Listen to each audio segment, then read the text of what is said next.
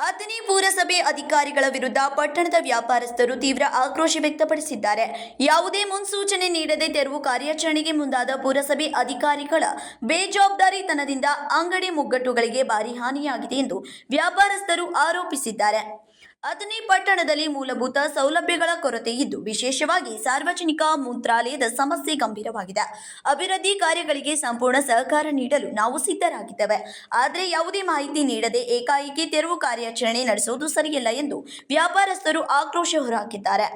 ಈ ಹಿನ್ನೆಲೆ ಪುರಸಭೆ ಕಚೇರಿಗೆ ತೆರಳಿದ ವ್ಯಾಪಾರಸ್ಥರು ಸಂಬಂಧಿಸಿದ ಅಧಿಕಾರಿಗಳನ್ನು ತರಾಟೆಗೆ ತೆಗೆದುಕೊಂಡರು.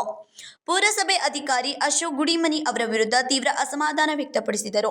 ಮುಂಚಿತವಾಗಿ ಮಾಹಿತಿ ನೀಡಿದ್ದರೆ ನಮ್ಮ ಅಂಗಡಿ ವಸ್ತುಗಳನ್ನು ನಾವು ಸುರಕ್ಷಿತವಾಗಿ ತೆರವುಗೊಳಿಸಬಹುದಿತ್ತು. ಈಗ ಅಧಿಕಾರಿಗಳ ನಿರ್ಲಕ್ಷ್ಯದಿಂದ ನಷ್ಟ ಅನುಭವಿಸುವಂತಾಗಿದೆ ಎಂದು ವ್ಯಾಪಾರಸ್ಥರು ಆಕ್ರೋಶ ವ್ಯಕ್ತಪಡಿಸಿದರು.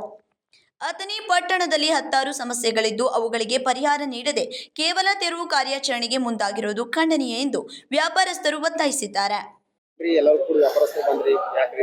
ಅಲ್ಲ, ನಿನ್ನೆ 15ನೇ ತಾರೀಕು ಸಾಯಂಕಾಲ ಎಲ್ಲ ಮುನ್ಸಿಪಾಲಿಟಿ ಅವ್ರು ಬಂದ್ರು.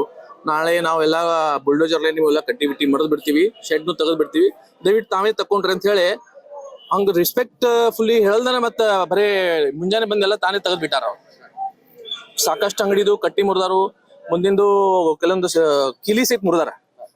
ಸೊ ಇದೆಲ್ಲ ಆಗ್ಬಾರ್ದಾಗಿತ್ತು. ವ್ಯಾಪಾರಸ್ಥರಿಗೆ ಅಂದ್ರೆ ಮೊದಲೊಂದು ವ್ಯಾಲ್ಯೂ ಕೊಡಬೇಕು, ಒಂದು ಇಂಟಿಮೇಷನ್ ಮಾಡಬೇಕು. 4 ದಿವಸ ಮೊದಲ ಇಷ್ಟು ಸಮಯ ಕೊಡ್ತೀವಿ, ನಿಮ್ದು ಮಾಡ್ಕೋರಿ, ನೀವು ಮಾಡ್ಲಿಲ್ಲ ಅಂದ್ರೆ ನಾವು ಬೇರೆ ಕ್ರಮ ತಗೋತೀವಿ ಅಂತ ಹೇಳಿದ್ರೆ ಮಾತು ಬೇರೆ ಇತ್ತು. ಅವ್ರ ಅಭಿವೃದ್ಧಿ ಸಲುವಾಗಿ ಮಾಡ್ತಾರು, ಇದಕ್ಕೆ ನಾವು ಅದಕ್ಕೆ ಸಹಕಾರ ಮಾಡ್ತೀವಿ. ಬಟ್ ಈ ತರ ನೀವು ಒಂದು ಇಂಟಿಮೇಷನ್ ಮಾಡಲ್ದ ಡೈರೆಕ್ಟ್ ನೀವು ಜೋರ್ ಜಬರ್ದಸ್ತಿ ಮಾಡ್ರ ಅದು ಬಹಳ ತಪ್ಪಾಗ್ತದ ಅಂತ ಹೇಳಿ ನನ್ನ ಅನಿಸಿಕೆ ಅದ. ಮತ್ತೆ ಕೆಲವೊಂದು ಇಷ್ಟ ಈ ರೋಡ್ ಮಾಡ್ಲಿಕ್ಕೆ 1 ವರ್ಷ ಅಂತ ಹೇಳಿಕತ್ತಿದ್ರು, ಈಗ ಒಂದು ಸ್ವಲ್ಪ ಏನೋ ಕಾರ್ಯರೂಪಿಗೆ ಬರ್ಲಿಕ್ಕತ್ತದ. ಇದ್ರೊಳಗೂ ಇಷ್ಟ ಹಾರ್ಶ್ ಮಾಡ್ಲಿಕ್ಕತ್ತಾರ, ವ್ಯಾಪಾರಸ್ಥರ ಮೇಲೆ ಏನೋ ಒಂದು ಸಿಟ್ಟಿದವ್ರಲ್ಲೇ ತೋರಿಸ್ಲಿಕ್ಕತ್ತಾರ. ಆ ತರ ಆಗ್ಬಾರ್ದು. ಮತ್ತ ಇದಷ್ಟ ಅಲ್ದ ನಮ್ಮ ಮೇನ್ ಸಮಸ್ಯೆ ಅಂದ್ರೆ ಮಾರ್ಕೆಟ್ ಒಳಗೆ ಯೂರಿನಲ್ ಪ್ರಾಬ್ಲಮ್ ಅದ. ಹೆಣ್ಮಕ್ಳಿಗೆ ಶೌಚಾಲಯ ಇಲ್ಲಾಗಿದೆ, ಒಂದ್ ಚಲೋ ಶೌಚಾಲಯ ಬೇಕಾಗಿದೆ.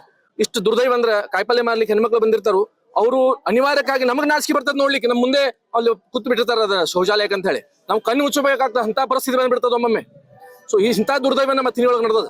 ಸೊ ಇದಾಗಬಾರ್ದು. ಒಂದು ಯೂರಿನಲ್ ಸಮಸ್ಯೆ ಆಯ್ತು, ಪಾರ್ಕಿಂಗ್ ಸಮಸ್ಯೆ ಆಯ್ತು, ಮತ್ತೆ ಇದು ರೋಡ್ ಕರೆಕ್ಟ್ ಆಗ್ಬೇಕು, ಬೀದಿ ಲೈಟ್ಸ್ ಸರಿಯಾಗಿಲ್ಲ ಅದನ್ನು ನೋಡ್ಕೋಬೇಕಾಗ್ತದೆ.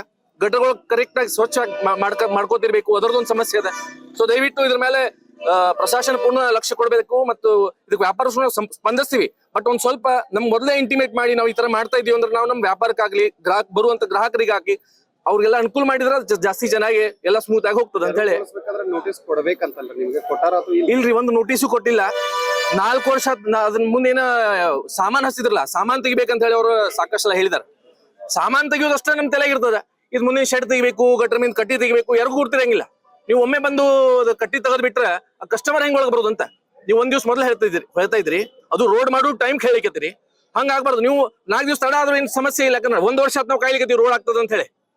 ಮತ್ತೆ ಇವಾಗ 4 ದಿವಸ ತಡ ಆದ್ರೂ ನಮ್ಗೆ ಸಮಸ್ಯೆ ಇಲ್ಲ. ಬಟ್ ನೀವು ಇಂಟಿಮೇಟ್ ಮಾಡಿ ಎಲ್ಲ ವ್ಯಾಪಾರಸ್ಥರಿಗೆ ಹೇಳಿದ್ರಂದ್ರೆ ಅದು ಗ್ರಾಹಕರಿಗಾತು, ಮತ್ತೆ ಇದ್ದಂತ ಎಲ್ಲ ವ್ಯಾಲ್ಯೂಯೇಬಲ್ ಇಷ್ಟೆಲ್ಲ ತುಟಿ ಬಾಳು ಎಲ್ಲ ವಸ್ತು ಇರ್ತಾವ, ಅವೆಲ್ಲ ಸಂಭಾಳಿಸ್ಕೊಂಡು ನಾವು ಕೆಲಸ ಮಾಡಿದ್ರೆ ಚೆನ್ನಾಗಿರ್ತದೆ. ಅವ್ರು ತೆರವು ಮಾಡಿದ್ದು ರೋಡ್ ಮೇಲೆ ಅದಿರಿ ಅಂತ ಮಾಡ್ಯಾರ ಅಥವಾ ನಿಮ್ ಅಂಗಡಿ ಒಳಗೆ ಬಂದ್ ಮಾಡ್ಯಾರ? ಇಲ್ಲ, ರೋಡ್ ಮೇಲೆ ನೀವು ಗಟ್ರ ಮೇಲೆ ಗಟ್ರದ್ದು 2 ಎಂಡ್ ಇರ್ತಾವ, ಒಂದು ಫಸ್ಟ್ ಎಂಡ್ ಸೆಕೆಂಡ್ ಎಂಡ್. ನೀವು ಗಟ್ರ ಎಂಡ್ ತನಕ ನೀವು ಏನು ಹಚ್ಚಬಾರ್ದು ಅಂತ ಹೇಳ್ತಾರ.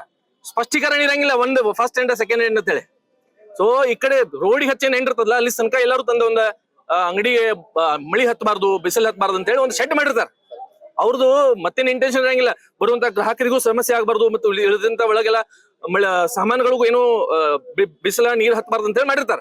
ಈಗ ಅದನ್ನು ತೆಗಿಬೇಕು, ಗಟ್ರ ಮೇಲೆ ಕಟ್ಟಿನೂ ತೆಗಿಬೇಕಂತ ಹೇಳಿ ಆಫೀಸರ್ ಕೇಳಂಟ್ಲೆ ನಮ್ಮ ವ್ಯಾಪ್ತಿದಾಗ ಎಷ್ಟೈತಿ, ನಮ್ ಜಾಗ ಎಷ್ಟೈತಿ, ನಾವ್ ಅದನ್ನ ಕ್ಲೀನ್ ಮಾಡತ್ತೀರಿ, ಅವ್ರ ಅತಿಕ್ರಮಣ ಮಾಡ್ಕೊಂಡಾರ ಅಂತ ಹೇಳತ್ತೀರಿ. ಇದಕ್ಕೇನಂತೀರಿ ನೀವು? ಅಲ್ಲ, ಮಾಡ್ಲಿಲ್ಲ, ನಮಗ್ ಕರೆಕ್ಟ್ ಆಗಿ ಇಂಟಿಮೇಷನ್ ಮಾಡಿ ನಾವು ಸಹಯೋಗ ಮಾಡ್ಲಿಕ್ಕೆ ರೆಡಿ ಐತಿ, ಅದ್ರಾಗ ಏನ್ ಪ್ರಶ್ನೆ ಇಲ್ಲ.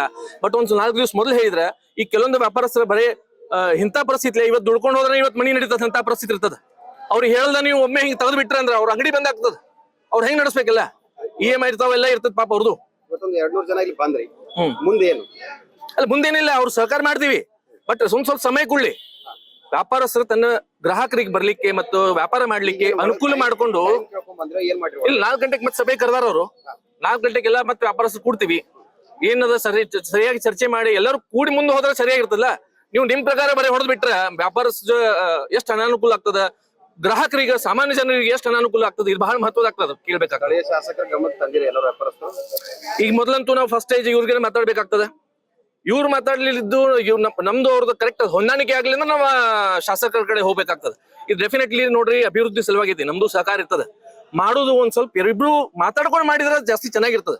ನೀವು ಹೇಳ್ದ ಕೇಳ್ದೆ ಒಮ್ಮೆ ಅಂಗಡಿ ಕಟ್ಟಿ ಮುರಿದ್ರಿ, ಅದೇನೋ ಕಿಲಿ ಮುರಿದ್ ಬಿಟ್ರಿ, ಅವ್ ಬಡ ವ್ಯಾಪಾರಸ್ ಎಲ್ಲಿ ಹೋಗ್ಬೇಕ್ರಿ? ಈಗ ಮೊದ್ಲಿನಂಗೆ ಎಲ್ಲ ವ್ಯಾಪಾರ ಇಲ್ಲ, ಬಹಳ ಕಷ್ಟದ.